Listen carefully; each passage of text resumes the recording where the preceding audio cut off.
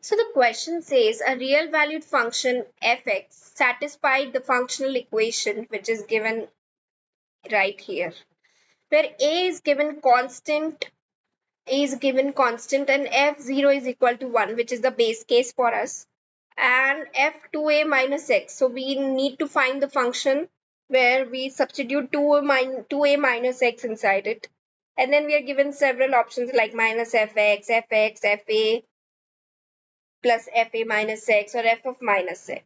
So our answer is also going to be a function, that is for sure. All right. So whenever we are given a base case, we'll first try to use it to make sense of the equation, right? And the examiner will try to give us these questions, try to make us scared, but this is not really scary. It's just a function, right? No need to get Scared. All right. So we'll write that we're using the given condition, which is f of 0 is 1. For that, when is that possible? It is only possible if we have a close look at the LHS here. So it is only possible when x minus y is equal to 0, right? And this is possible when x is equal to y, right? So for our convenience, so we can put anything. For x minus y to be 0, we can put them as 5 minus 5 or 4 minus 4. But why we are putting both of them to be 0? So that is basically a common sense because we are given f of 0. If we would have given f of 5 is equal to 1, we would have put it 5, right? So using our common sense and substituting x and y as 0, we get this thing, right? Then we further solve it to f of 0 is equal to f of 0 whole square minus fa square, right? Okay. So now we were given the value of f of 0. So we'll substitute it again and ultimately we'll get this important equation, which is f of a whole square is equal to 0, right? And by this we get when a square is 0, that means the function itself is 0, right? Because square is also either positive or equal to 0, right? So it has to be 0 only.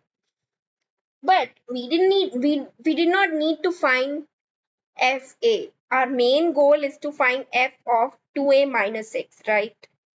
So we'll again write the function which is given to us, right? This thing we'll again write which is written in red here, and we'll name it as equation 1. We might need to further use it ahead. Our goal is to find a smart substitution for y so that we can obtain 2a minus x term. Right now we cannot see 2a minus x directly. That means we have to develop it, right? Using a smart substitution, we have to think of it. And we can see that, so we get another thing that we need to understand is that we cannot have y, right? We need to somehow eliminate this y wherever it is coming, right? Because we can put x because the options also involve x, and we can also put a. We are not having any problem with that, and a is a constant, so we can anyway not substitute it. So we have to substitute for y, right? Because we cannot have it right here. All right.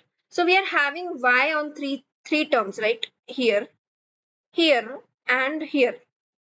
In on these three functions, we are having y, right? So how to make a smart substitution? So we'll to make our work easier, since we know that there is also a term of a involved. So we'll take a, the function which is already having a. See, I'll explain it in detail right now. So we're having three functions where y is there, fx minus y, f of y, right? And f of a plus y. So either we can do is that substitute 2a minus x as y directly in here and then everywhere. But then it will make all the parts very complicated because we are having 3 times y and then we have to do 3 different calculations and we don't even know whether it will work or not. So in this third function we are already having an a term, right?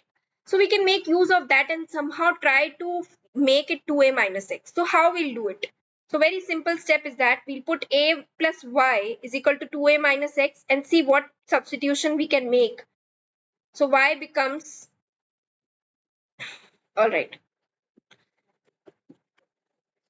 So y, when we put a plus y as 2a minus x, because we need to convert it to that. So y becomes a minus x, right? So that means we need to substitute y as a minus x. But when we are substituting, since the function involves both x and y, we cannot only substitute y. We also need to substitute for x, right? So how we'll decide what to substitute for x? So now we know already that f of a is equal to 0 because we found out that, and we already know f of 1 is equal to, f of 0 is equal to 1, sorry, f of 0 is equal to 1. So why not make use of these things?